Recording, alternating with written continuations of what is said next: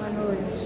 São 19h30, está na hora de a gente começar com o nosso encontro de hoje. Agradecer muito a Jesus por nós todos termos chegado aqui, pela persistência, pela perseverança de todos nós estarmos tentando crescer um pouquinho mais, né, nessa encarnação, que a gente consiga sucesso a cada momento que a gente progride nos encontros importantes para a nossa vida. Tem alguém que veio pela primeira vez aí? Tá?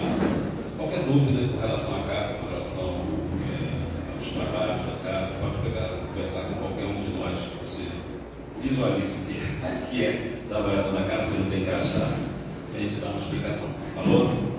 Hoje nós vamos ter a Ana aqui, nossa colega aqui da casa, vai falar sobre obreiros do Senhor. Tá? A nossa palestra tem dois momentos, na verdade três. Tem um agora que é o preparo, e na verdade o preparo é para a gente ir se preparando, como o nome diz, né? Não é para alguém falar e ter mais um assunto, não é para a gente ir se concentrando, se acalmando, entrando na vibe do texto. E depois tem a oração, e da oração é assim, a palestra. E depois da palestra nós vamos ter o passe. O passe é no mesmo local que vocês estão. Os passistas vão a cada um e dão um passe individual. Então, esse conhecimento não pode procurar a gente logo depois. Eu vou fazer o preparo. O preparo é do livro Fonte Viva, tem uma série escrita por Emmanuel, por Chico Xavier. Nós pegamos aqui o item 40, que é ante o objetivo. Tem o trecho de Paulo aqui, primeiro, antes do Emmanuel falar. Para ver se de algum modo, posso chegar à ressurreição. Paulo, Filipenses 3:11. E o nome do texto é ante o objetivo. Agora é Emmanuel.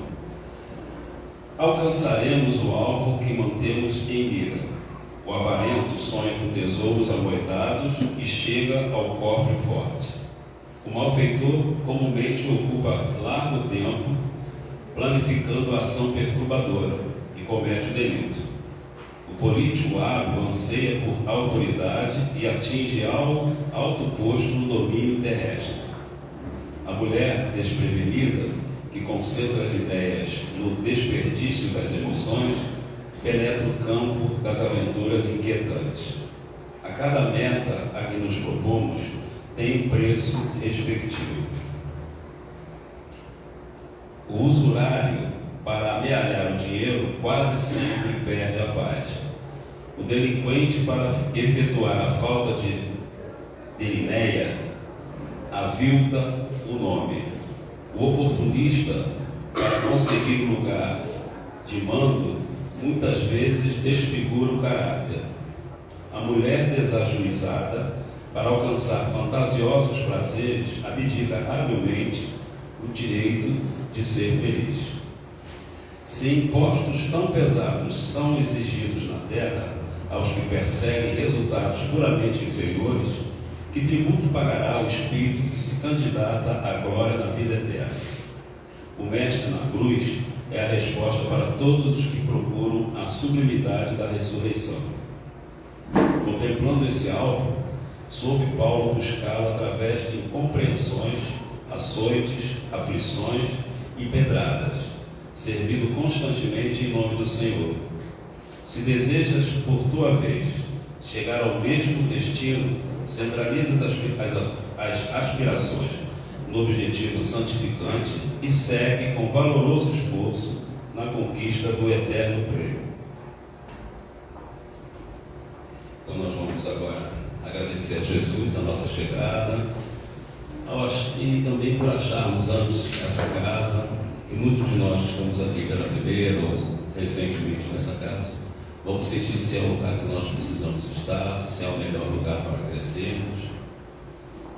E agradecer aos nossos espíritos protetores, ao nosso anjo da guarda.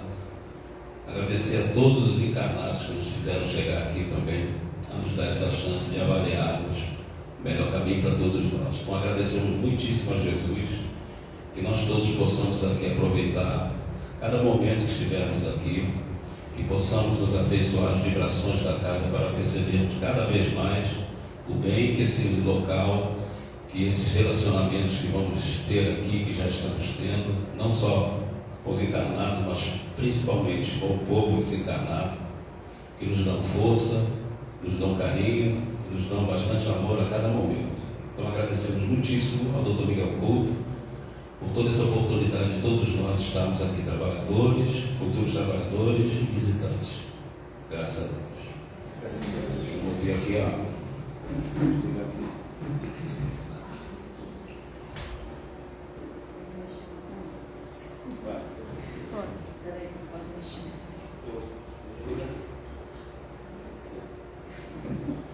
Boa noite. Estão me ouvindo aí atrás? Está baixo? Tá. Aqui está baixo? Alô?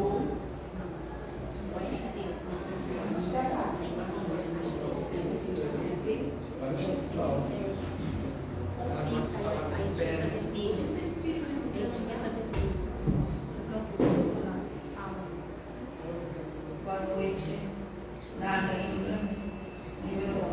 Bom, se der microfonia, gente.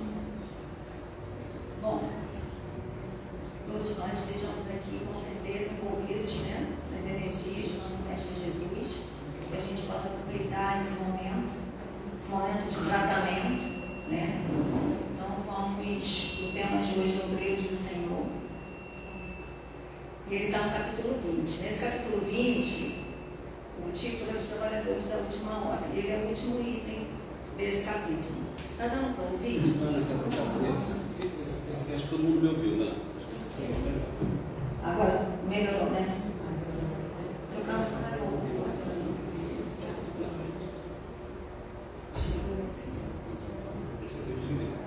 Então, esse capítulo 20, ele faz alusão a um outro capítulo, que é o 18, que é da parábola do festim de núpcias. E por que ele faz alusão a isso, né? Porque ele vai trazendo nessa parábola quem é os servidores, né? Quem são os convidados. E esse festim de núpcias, né, é como se fosse Jesus querendo casar com a humanidade, né? E fazer essa comunhão, né, com a humanidade. Mas, como ele diz aqui, ele compara essa festa, né, o reino dos céus, a uma festa de alegria e felicidade, né, uma festa muito alegre.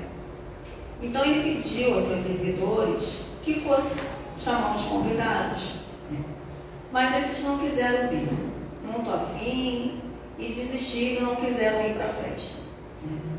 Aí ele enviou outros servidores.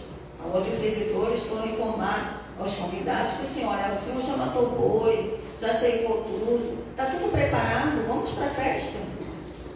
E esses convidados segundos também deram de honra. Não se preocuparam em comparecer. Alguns foram para suas casas de campo, outros para os seus negócios. E outros não só não compareceram, como foi lá e matou o servo, né? Diz que se apoderaram desses servidores, fizeram vários ultrajes, é o que está lá na passagem, e depois o mataram. Por fim, o rei insistente, né, pediu que outros servidores fossem convidassem. Então convida todo mundo. Sai aí, convida todo mundo que vocês encontrarem. E assim os servidores fizeram. Eles seguiram, foram para a rua e convidaram os bons e os maus. Aí a sala de núpcias ficou repleta, um monte de penetra, né? Aí ficou repleta. Aí o rei entrou e notou que um dos convidados estava sem a roupa de núpcias. Ao ser interrogado, o homem nada falou. Então o rei pediu que o lançasse às trevas, e aí haverá prantos e ranger de dentes, porque há muitos chamados e poucos escolhidos. Então a gente olhando assim, lendo essa passagem, né, a gente vê uma coisa meio pueril, meio sem nexo. Quem vai querer ser convidado para uma festa, né? Mas a gente não pode realmente interpretar as parábolas de Jesus ao pé da letra. Esses primeiros convidados, eles foram os hebreus, era um povo monoteísta. Então ali eles tinham ali uma melhor, acho que uma facilidade, né, por eles já serem monoteístas. Mas não quiseram ouvir. né? Deram de ombro, menosprezaram o pedido, né? E vários servidores, inclusive, foram massacrados. A gente vê isso na história da Bíblia, na nossa história, o que aconteceu. E os servidores são os profetas, são os obreiros, os fiéis obreiros do Senhor. Os convidados que rejeitaram o convite são o símbolo das pessoas, do mundo, absorvidas pelas coisas da terra, né? Vamos dizer, somos nós, né? Absorvida pelo imediatismo, indiferente às coisas celestes, né? Muito ainda arraigado na matéria. Então, muito preocupado com as coisas materiais. E estavam longe de entender o que Jesus estava querendo dizer, o que estava sendo falado naquele momento. E muitas vezes, e hoje ainda, a gente tem muita essa dificuldade, né? Haja visto que nós estamos aqui. Mas entre esses, né, quando fala assim, não são todos os povos, né? Não eram todo mundo. Principalmente nesse grupo estavam os fariseus e os saduceus, que se deixavam arrastar pelo fanatismo, eles falam, no caso dos fariseus, né? E pelo orgulho e envolto numa incredulidade imensa, que era o caso dos saduceus. E muitos preocupados com as recompensas da terra. Eles não entendiam que Jesus não estava falando da terra, eles estavam falando daqui, desse lugar, estavam falando de outra coisa. Jesus, há muito tempo, ele investe em nós e sempre vai investir, ele nunca vai desistir da gente, né? E ele nos convidou e nos convida sempre para participar desse banquete, né? Os hebreus, eles foram primeiro a receber essa lei de Deus, fala lá no Evangelho, e desse foco, né, seria a luz que deveria derramar sobre o mundo inteiro, era dali. Mas essa luz iria triunfar sobre o paganismo e dando a Abraão uma posteridade espiritual grandiosa, é o que fala a palavra. Mas os judeus tinham a crença que a sua nação teria supremacia sobre todas as outras. Era nisso que eles acreditavam. Acreditavam numa dominação efetiva e material, era o que estava lá na cabeça deles. Não entenderam que Jesus falava dessa vida futura, da vida espiritual. E com isso, eles se detiveram nas práticas exteriores e esqueceram a lei moral. E fazendo um parênteses aqui, né, que me chama a atenção dessa questão dessa supremacia, né, sobre as nações, hoje a gente ainda tem muito isso, né, da supremacia da minha verdade em relação à verdade do outro. A minha é a verdadeira, a minha é a correta. Então essa supremacia, ela ainda está, como diz Jung, no nosso inconsciente coletivo, né, de achar que as minhas verdades são as corretas e a do outro não. E aí a gente acredita, né, como essas verdades absolutas, adotamos nesse sentido a dominação através do poder. É o que a gente vê, né, essa supremacia do saber, do ter, do parecer, achando ilusoriamente que com isso garantiremos segurança, aplausos, adoradores, seguidores, bajuladores, a partir dessa supremacia, né? Aí retornando, naquela ocasião, depois de toda os convidados, os massacres, enfim, tudo que estava acontecendo naquele momento, tudo virou um caos. O mal chega ao auge, diz o Evangelho, a incredulidade ao extremo. A nação dominada estava fragmentada por facções e divididas pelas seitas. Então, vem Jesus. E eles, ou melhor, nós, né, se furtaram a ouvi-los e o fizeram perecer, perdendo com isso uma grande oportunidade de participar do grande banquete do Reino de Deus. Mas cá estamos nós, né? Cá estamos nós, convidados e comparecendo. Nessa passagem, informa que havia um convidado que estava sem a roupa de núpcias. O que a gente pode entender com essa expressão? Enfim, tem várias interpretações. Mas eu busquei lá no Fonte Viva e tem o item 58 que fala do tema discípulos. Tem uma passagem de Lucas. E qualquer que não levar a sua cruz e não vier após a mim, não pode ser meu discípulo. Lucas, capítulo 14, versículo 27. E Emmanuel nos esclarece com relação a essa passagem.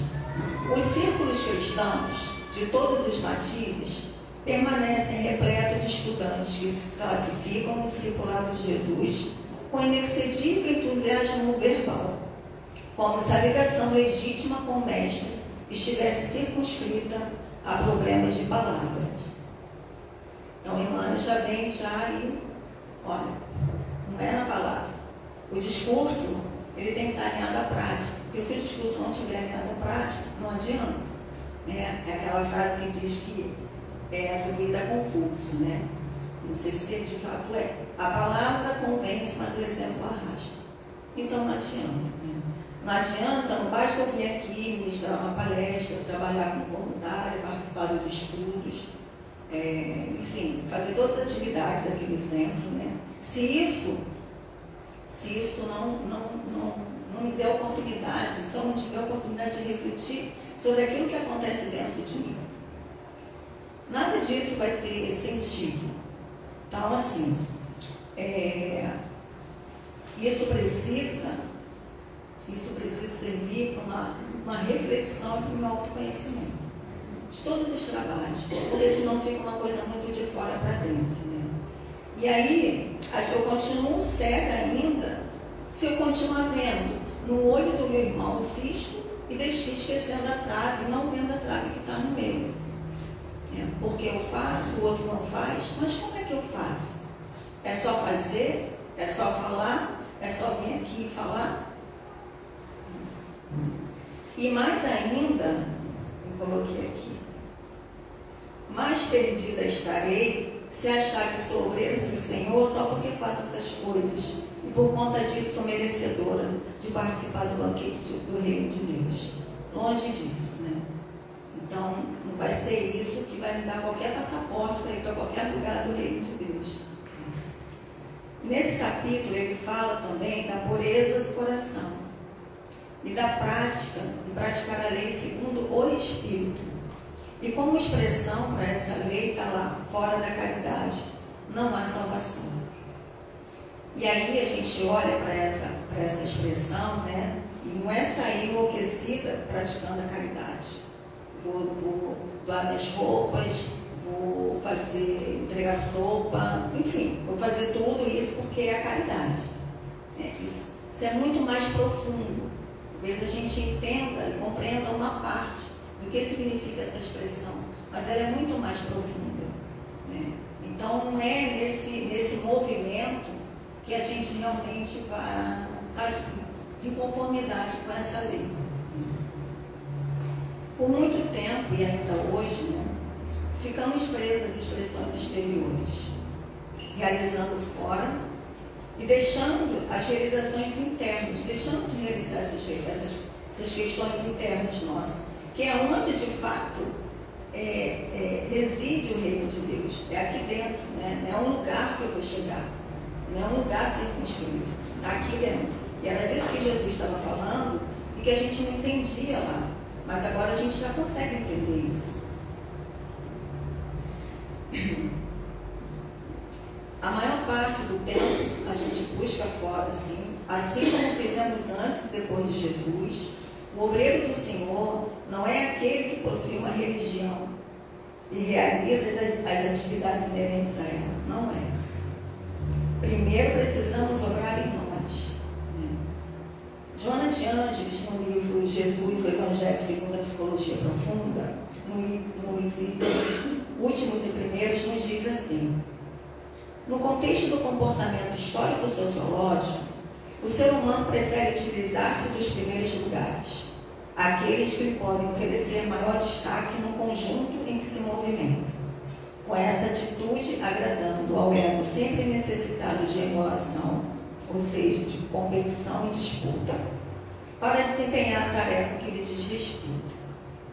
Não raro, dominado pelas paixões derivadas da necessidade do prazer e da posse, que lhes parece construir metas únicas, transforma a existência num calvário de lutas internas, porquanto as ambições, em crescendo, não lhe facultam a paz nem o preenchimento interior, que são indispensáveis à vida feliz. Educado para o triunfo na sociedade, mediante propostas hedonistas, e o hedonista só é uma dedicação ao prazer como estilo de vida, é o que prega o hedonismo. A sua vitória deve ser disputada a qualquer preço, não importando as consequências que possam advir dessa filosofia utilitarista de efeitos perturbadores. Atingindo o patamar que constitui o objetivo central dos seus esforços e interesses, não se pode furtar ao vazio existencial, ou ao continuado empenho para ter mais, tornar-se conhecido, dominador, como se os infortúnios, as enfermidades, a velhice e a morte não o pudessem atingir. Acho que está muito claro, né? Diz que Joana é difícil, mas achei esse texto claro, que acho que a gente consegue entender a mensagem que ela quer nos passar. Para que possamos entender o verdadeiro sentido do que é ser obreiro do Senhor, ela nos diz: faculta que o candidato permaneça em último lugar na competitividade do mundo, a fim de ser o primeiro em espírito de paz, realizador do reino dos céus internamente, onde flui bem-estar e tem dilatados os horizontes das percepções extracorpóreas. Então, é imprescindível que nós, candidatos a esse reino, opte pelo último lugar nas competições da terra, desse mundo. Trata-se de um movimento totalmente interno, genuinamente uma conquista de si mesmo. Não tem nada a ver com lá fora. Estamos no mundo da matéria, precisamos ter as nossas conquistas, lógico, mas quando se fala, né, desse reino de Deus, dessa paz interior, a gente está falando de dentro. E isso a gente está logrando. Então, trata-se desse movimento interno, genuíno na conquista de nós mesmos, na superação dos caprichos do ego, porque ele é bem caprichoso. Somente assim nós estaremos aptos a ser verdadeiramente obreiros do Senhor. E aí, aptos no sentido assim, a gente já tem a nossa consciência mais desperta. Essa talvez seja a nossa meta dessa reencarnação. Despertar a consciência, sair do sono, sabe? Entender o que de fato, como eu faço e quando eu faço, quais são as minhas intenções. Não preciso falar para ninguém, basta eu falar para mim. E ter essa consciência desperta é uma boa meta a ser batida. Né? Que aí a gente vai começar a... Tem as frustrações, tem as decepções com a gente mesmo, que a gente não quer. A gente não quer ter aqueles sentimentos, a gente não quer pensar daquela forma, mas aquilo vem. E a gente tem que abraçar isso, aceitar, olhar para isso, porque nós não somos uma coisa ou outra, né? Nós somos os opostos o tempo inteiro. Marcos, Joana continua: o escolhido é aquele que consegue o triunfo sobre a inferioridade moral, que desperta sua consciência para os reais valores da vida e descobre com bastante alegria que há prazeres mais significativos e reconfortantes que aquele que se deriva da posse, da ostentação e do orgulho. E isso é muito libertador, porque a gente sai em busca dessas coisas, né? De ter as coisas, de parecer ser uma coisa, e a gente acha que com isso a gente vai ter segurança, a gente vai ter liberdade, e a gente não compreende que cada vez mais a gente está escravizado daquela situação.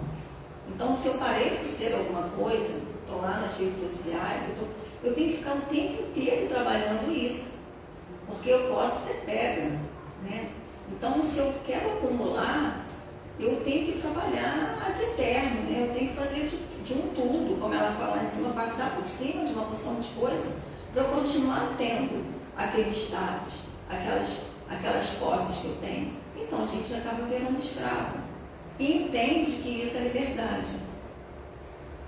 Marcos, no capítulo 8, versículo 36, ele diz assim: o que adianta ganhar o mundo inteiro e perder sua alma? Ó, quanto tempo ele fala isso? E por vezes isso aconteceu em nossas vidas. Se não nessa, mas em outras vidas certamente isso aconteceu. Algumas vezes nos preocupamos, né? O que os outros irão dizer ou achar. Ai meu Deus, será que vão gostar da palestra? Será que não vai? Será que vai dar um branco? Será que eu vou cair aqui? Né? Assim, o orgulho não deixa a gente ter essa paz interior, que vai ficar tudo bem. Não rola isso, não rola. Né? Se a gente vai ser aplaudido ou criticado. E muitas vezes a gente usa várias máscaras, né? Que é comum em algumas situações, claro, mas a gente, como diz nosso amigo Marlon, a gente arracha tanto essas máscaras na gente que a gente acredita fielmente que você é uma palestrante, você acredita, eu acredito nisso, entendeu? E quando na verdade é uma máscara que está sendo usada, né?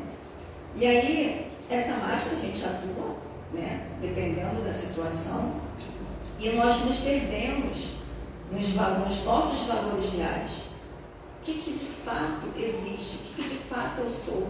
Quais são os meus valores? Aonde é que está isso?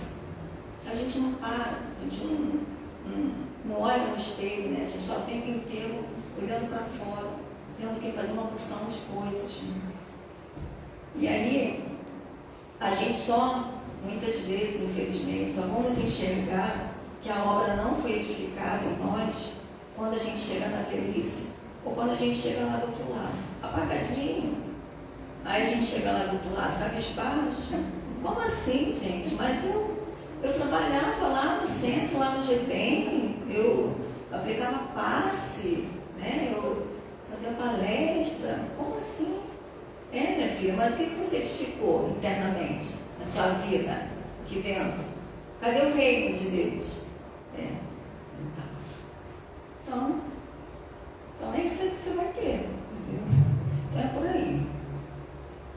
Por várias passagens, né, nós temos esse convite de Jesus a essa transformação íntima.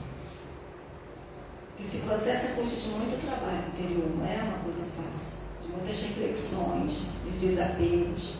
Né? A gente precisa abrir mão de muitas coisas. Né? Quando ele fala para aquele rapaz, vende tudo que você tem e me segue.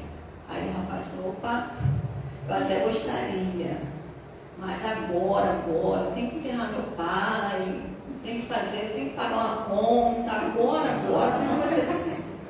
Né?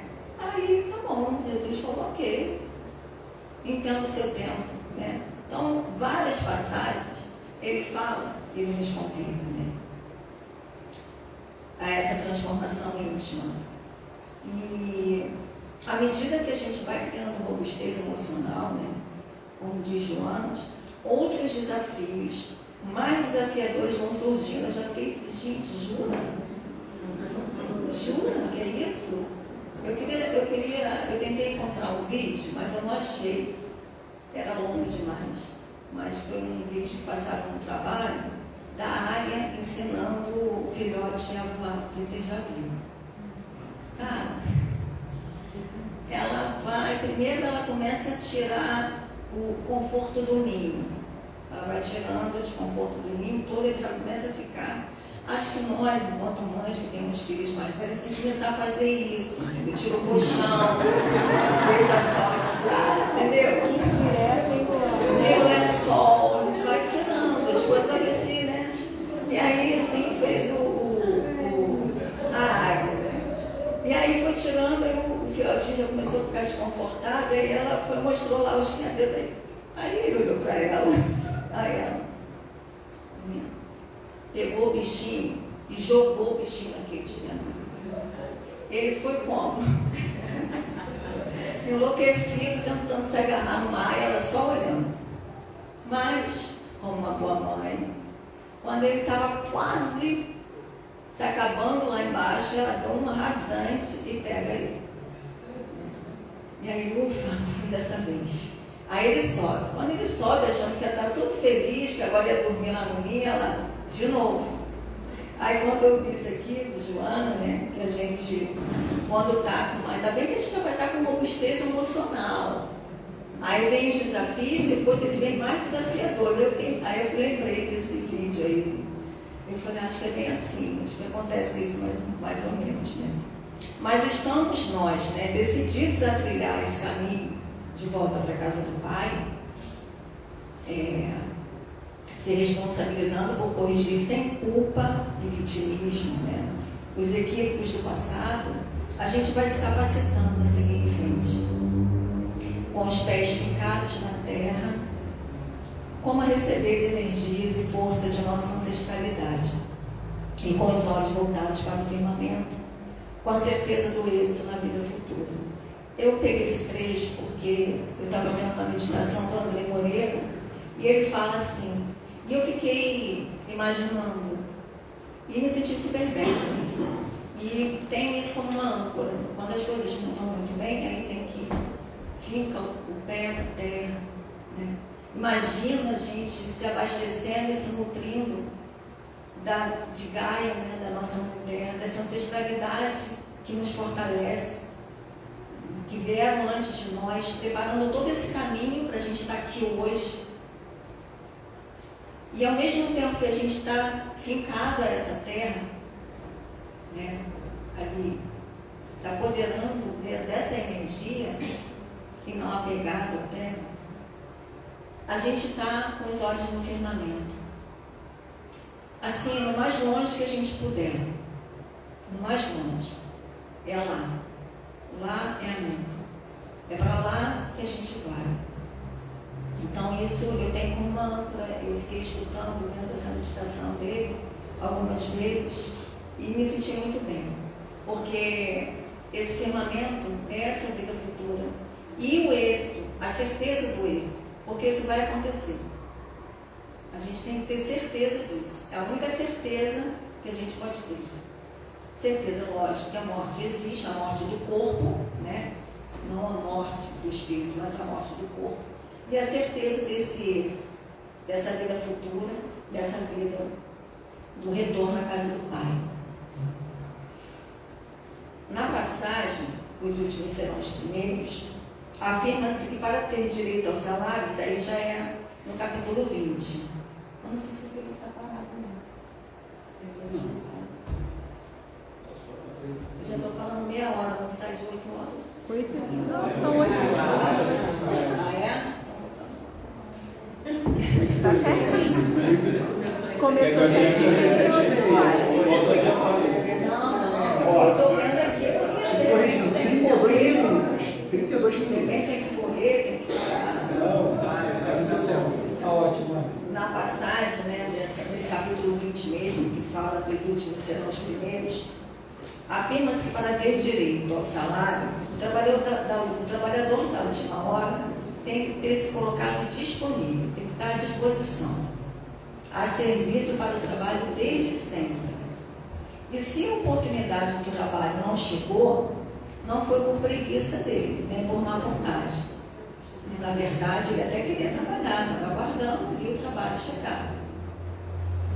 E os Espíritos trazem para a nossa reflexão, né, do que será daquele que emprega o mal os seus dias. Ou seja, que desprezam a oportunidade da sua reencarnação. Que podendo trabalhar na sua própria construção, não é trabalhar para o outro, porque na verdade é interessante, porque daí a gente está aqui trabalhando para a nossa própria construção em coletividade, um ajudando o outro, né? Mas estamos aqui por nós e para nós, porque em melhorando, eu melhoro o meu entorno, eu auxilio, porque o que eu faço aqui reverbera em muitos lugares. O que eu falo, tudo é energia, pensamento é energia. Então não tem como a gente viver isolado.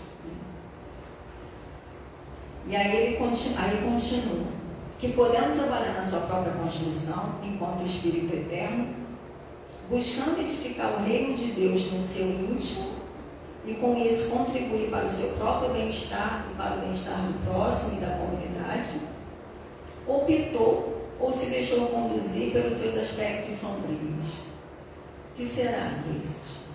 Levando desarmonia e desordem por onde passa, e aí chegar o momento da prestação de contas, com a sua própria consciência, né? Porque não vai ter um juiz ali que vai nos julgar, você fez certo, fez errado, é a nossa consciência. Aí a gente vai falar assim: sinto muito, desculpa, perdi o time, preguei mal o meu tempo, mas me aceita aí na vinha aí, me aceita aqui, que me paga o salário, né, do trabalhador lá que estava lá desde o início, aquele trabalhador de boa vontade. Mas aí Deus vai dizer para eles, para nós: será preciso recomeçar, meu caro. Reconstruir o que foi destruído. Aprender o valor das horas. E quando estiver mais disposto, te darei nova oportunidade. Mas ele que haverá pranto e ranger de dentes. Ou seja, ele fala do recomeçar, do reconstruir e de uma nova oportunidade. Então ele nunca deixa, não existe aqui, assim, acaba essa questão aqui de inferno eterno. O inferno não existe isso, né? Aqui ele está totalmente claro quando ele fala isso. E quando ele fala da questão do haverá pranto e ranger de dentes, a gente já fica com medo, ele fica igual o filhotinho da águia, né? O que vai ser esse pranto e esse ranger de dentes? E por que ele fala isso no que eu consegui interpretar? Haverá pranto e ranger de dentes. A gente tem uma ferida, ela está cicatrizando, mas ela está ali, a pelezinha ainda está muito fina. E a gente começa a tritar, e aquela ferida ela se abre. E ela vai se abrindo, ela vai infeccionando e ela vai ficando maior do que estava anteriormente. E aquele antibiótico que eu já tomava, meu corpo já acostumou, então já não dá mais aquele antibiótico, tem que ser 2, já não dá aquela miligrama, tem que ser mais, aí eu já tenho problema no estômago. Ou seja, haverá pranto e ranger de dentes, não porque ele, agora você fez isso, você vai pagar por isso, não. Foi eu atritando aquela ferida que já estava quase cicatrizada, ou até cicatrizada, mas ainda fina. Então eu interpreto desse jeito, né? E aí, me lembrei também de uma passagem, que tem algumas passagens que Jesus chora. Aí a gente pensa, Jesus não chora, Jesus não fica triste, Jesus é o tempo inteiro alegre, não, ele chora. Ele chorou, ele não chora, ele chorou, não por ele chorou pela gente. E tem uma passagem, quando ele fala, eu me lembrei dessa passagem por conta exatamente dessa frase, haverá pranto e ranger de dentes, e eu queria dividir ela com vocês.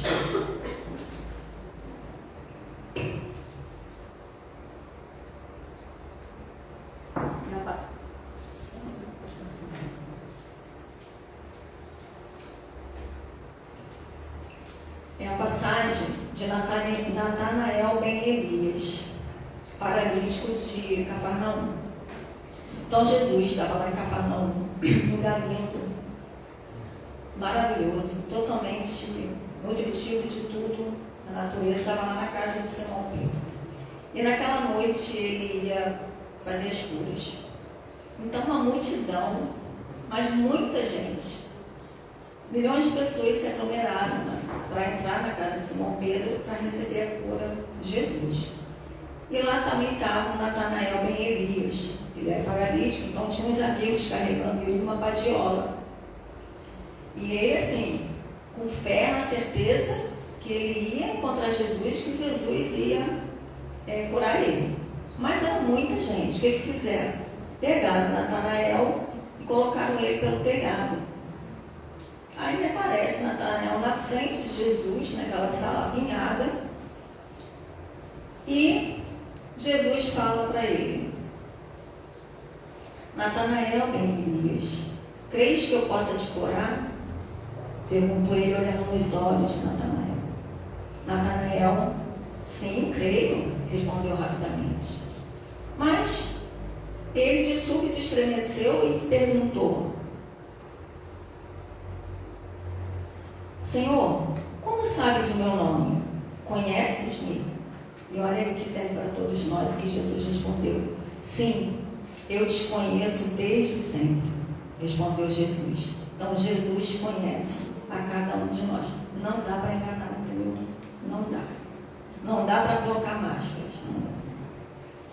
Sou como um pastor que conhece todas as ovelhas que o Pai me confiou. Levanta-te, toma tua cama e vai para a tua casa. Natanael ergueu-se e deu um grito de euforia ao perceber-se livre da moléstia que o infelicitou por um longo período. Sem muita demora, abandonou a casa de Pedro, na companhia dos companheiros, ainda sem compreender bem o que tinha acontecido. E à noite, quando Jesus buscava se refazer na beira do lago, de Genezaré, Pedro o encontrou com os olhos imersos em lágrimas. E Rabi está chorando de felicidade, suponho, depois de tantos eventos felizes. Aí Jesus fala: não.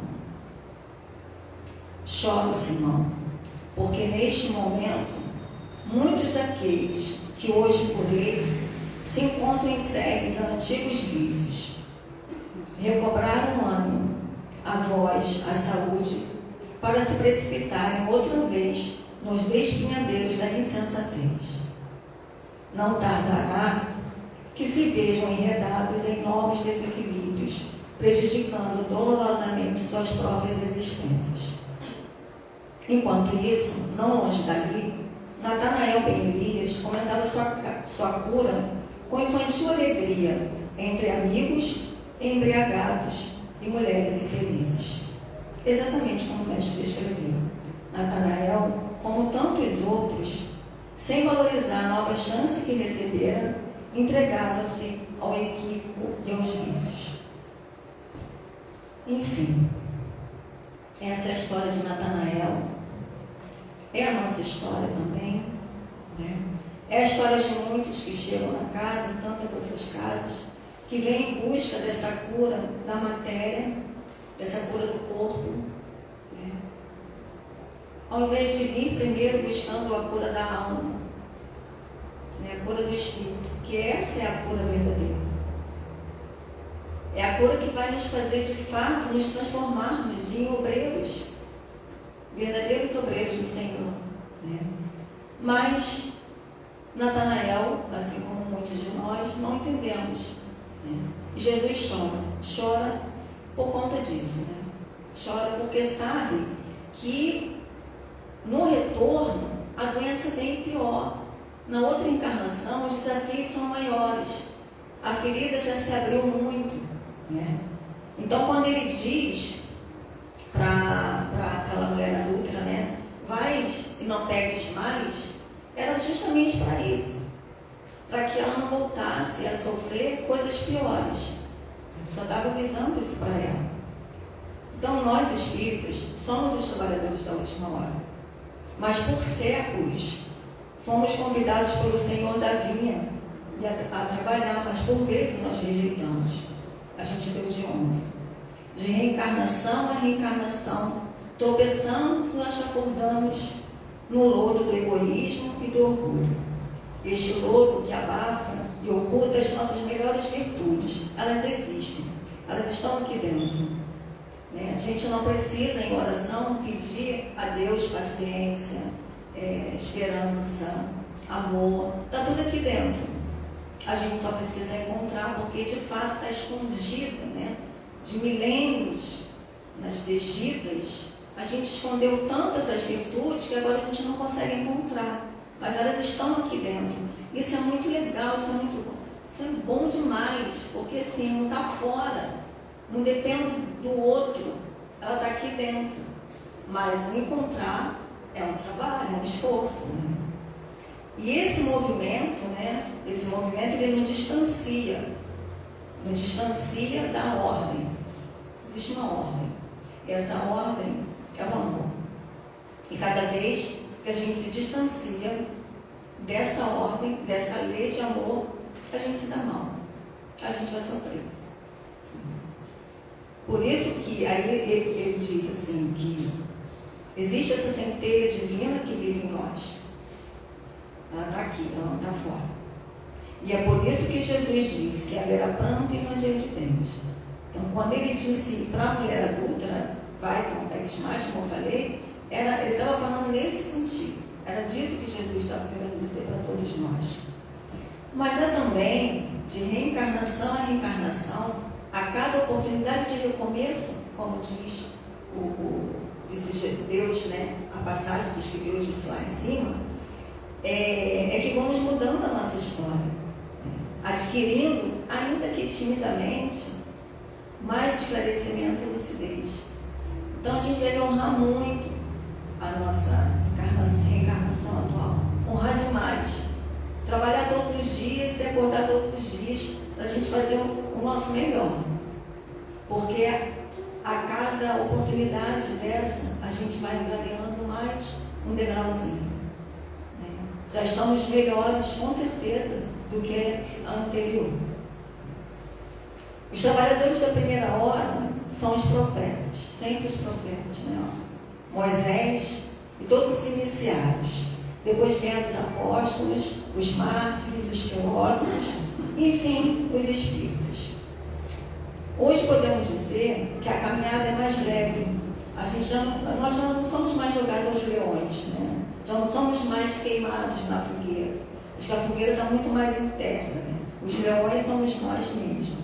Mas não existe mais aquelas atrocidades daquela época. O caminho foi desbravado lá atrás, diz a passagem. A estrada foi construída e hoje é preciso dar continuidade a essa estrada. Se utilizar dos trabalhos intelectuais dos nossos antecessores, como nos diz o Evangelho, porque o homem deve herdar do homem. E nesse compasso, muitos retornam à carne para dar continuidade à obra iniciada no passado, outros retornarão, e nessa sincronicidade de pensamento, nessa troca, né, de encarnado e desencarnado, a obra de Jesus, a proposta de Jesus, ela ganha corpo e graça, né? Então, assim, é o tempo inteiro essa troca, essa sincronicidade. Chico se foi, mas ele com certeza trabalha em prol da Terra. O Dr. Bezerra está aqui com a gente.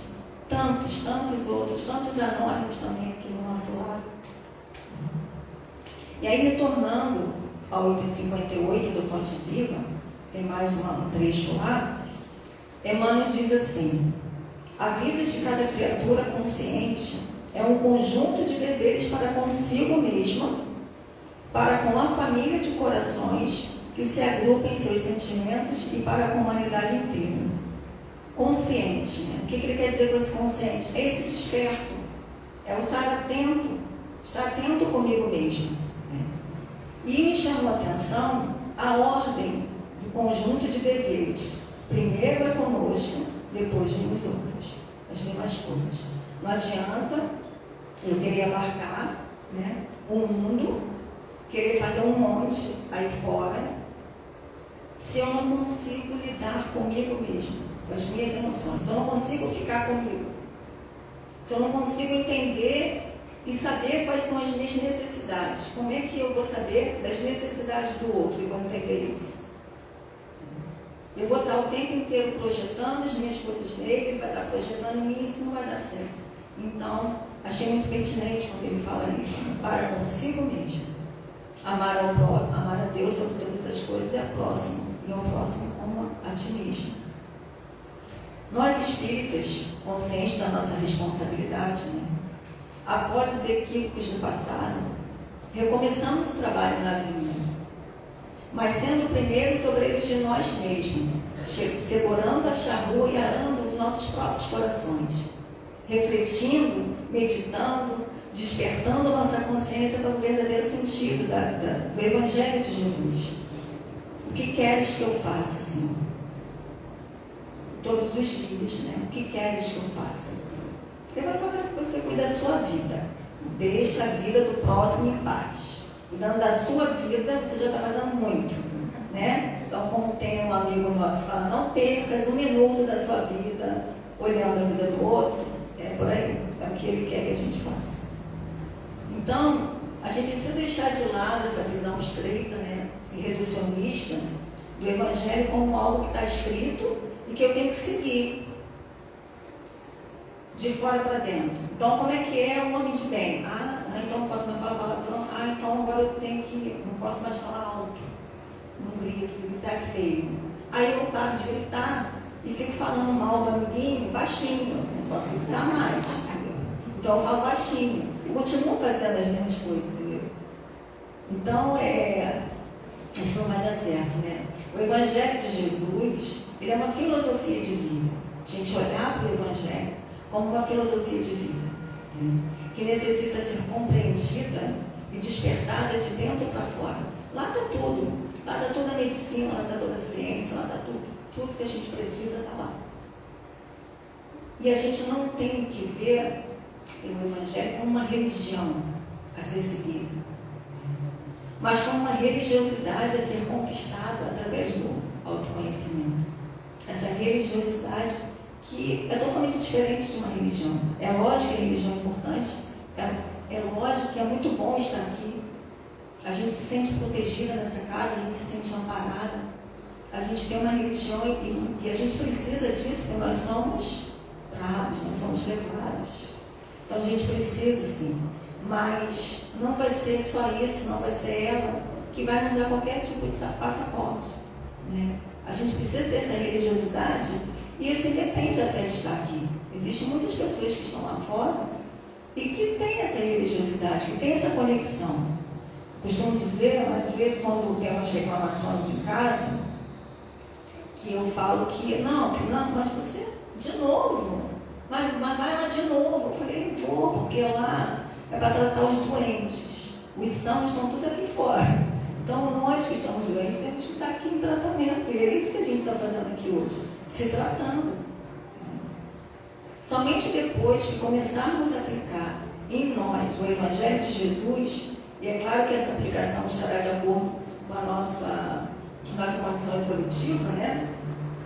Nos colocando apostos, à disposição, comprometidos conosco. Aí sim, eu acho que a gente vai estar aptos ao ir de pregar, como diz lá nesse item Obreiros do Senhor.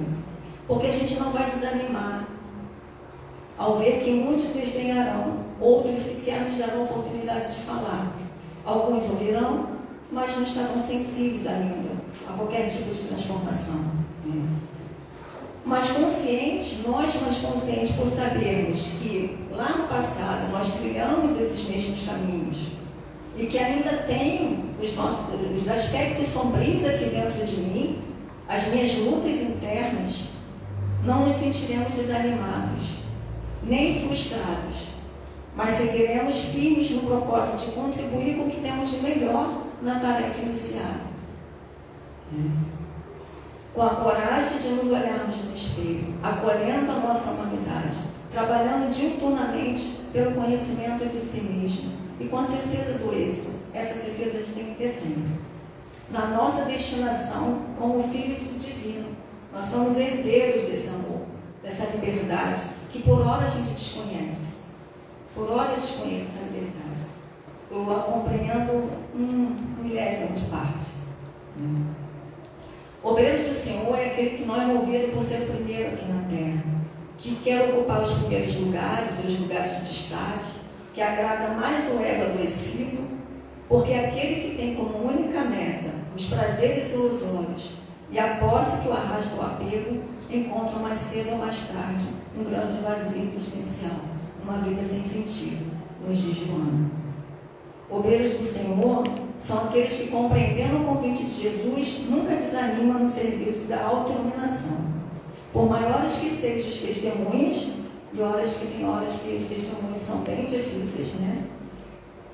Como diz Joana, convidados pela consciência lúcida no dever e estimulados a superar o ego e investir as suas melhores energias na vivência e divulgação da mensagem evangélica. Na vivência e na divulgação. Primeiro eu vivo, depois eu divulgo. Ou vou divulgando e vivendo. Aqui a gente trabalha se tratando. Na verdade, a gente se trata trabalhando. Então não tem aqui o trabalhador. Tem aquele que está doente, quem se tratando trabalha. E como diz no texto Obreiros do Senhor, felizes serão aqueles que tiverem trabalhado na seara do Senhor com desinteresse e sem outro móvel senão a caridade. Ó, gente, tem que ter desinteresse. Não pode ter segundas intenções, tipo, ir para o nosso lar. Não pode. Você sem interesse. Nem no hospital pode ser, senhora. Quando a gente pode ir para o hospital, a gente já está bem, entendeu? Mas é sem interesse. Está aqui, tá. E aí a gente precisa fazer uma pergunta, né? O que me move fazer o que eu faço? O que me move estar aqui? O que me move estar nessa casa? O que me move fazer o que eu faço no meu dia a dia? Todos os dias, quando eu acordo no meu trabalho. O que me move fazer o que eu faço? Vinde a mim, vós que sois bons servidores, que calaste os vossos ciúmes e as vossas discórdias para não deixar a obra prejudicada. A gente aqui aprende muito isso nos estudos. Muito, porque a gente tem que calar os nossos ciúmes e as discórdias para não deixar a obra prejudicada. Tá bom, a gente vai colocar esse slide. Ok, vocês têm razão. Mas ai daquele, porque suas dissensões terão retardado a hora da colheita. Olha ali, gente. Ai daquele, porque a tempestade virá e serão carregados no turbilhão. É assim. O que eu posso fazer para ajudar, para auxiliar e para respeitar? Porque a gente tem realmente pensamentos diferentes. Eu posso não concordar com algo que o Paulo me fala, mas eu tenho que respeitar o direito dele de falar e de interpretar daquela maneira, né? E assim a gente vai vendo meio termo, né? O que é bom aqui, o que é bom, dá para a gente fazer dessa forma. Isso é em casa, isso é no trabalho, isso é em qualquer lugar. Eles pedirão graça, mas Deus vos dirá: por que pedis graça? Vós que procuraste a vossa recompensa nas alegrias da terra e na satisfação do vosso orgulho. Já recebeste a vossa recompensa, tal como a pretendestes. Não precisais mais. A recompensa celeste são para aqueles que não terão pedido as recompensas da terra. E aí eu volto àquela passagem de Marcos. O que adianta eu ganhar o mundo e perder minha alma? O que adianta isso? Então, o que fica aqui para a gente?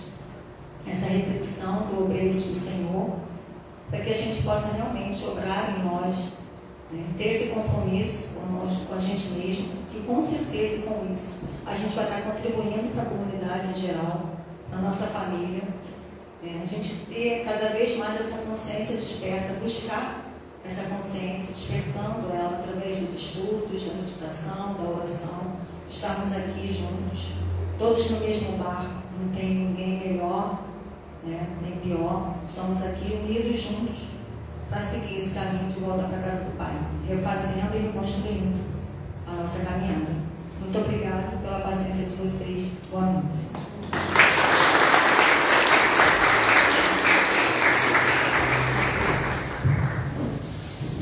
Bom, gente, nós agradecemos muitíssimo que a Ana por esses momentos de reflexões, né?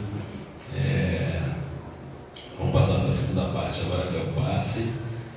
E eu pedi a todos que permanecessem nos seus lugares, que todos vão ser contemplados aí com bastante luz, com bastante força aí para o bom trabalhador da palavra. Apaga aí as aspas.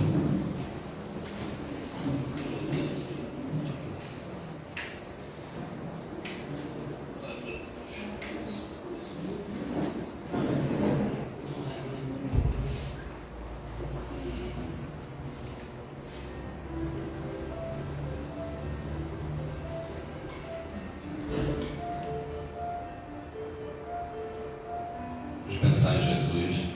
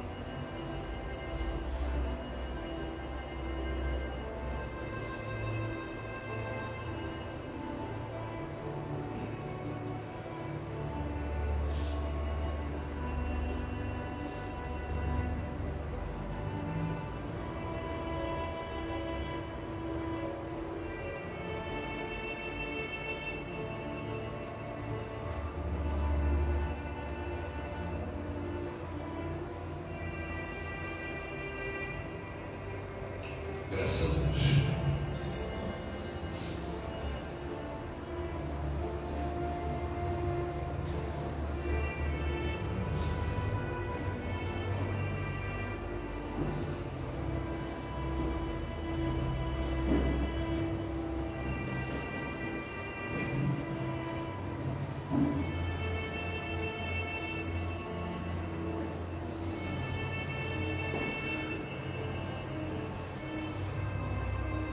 Vamos elevar o nosso pensamento a Jesus, nosso Mestre, agradecer muitíssimo a Ele a oportunidade de conhecermos as suas reais intenções aqui na Terra, de termos bastante gratidão e de estarmos a caminho de uma ingratidão suficiente para tudo que Ele nos deu, né? E que isso possa nos dar muita luz e que a nossa luz possa iluminar caminhos de muitas pessoas que nesse momento não compreende a nossa caminhada ou esteja com dificuldade com a sua própria luz. Então que a gente possa dar muita força a todos, em especial a nós mesmos por dentro, porque a gente tem bastante paciência, tolerância com as nossas imperfeições e que fortaleçamos também cada vez mais a certeza da vitória, porque é a lei. Esse é o caminho que o amor nos leva. Então que a gente consiga,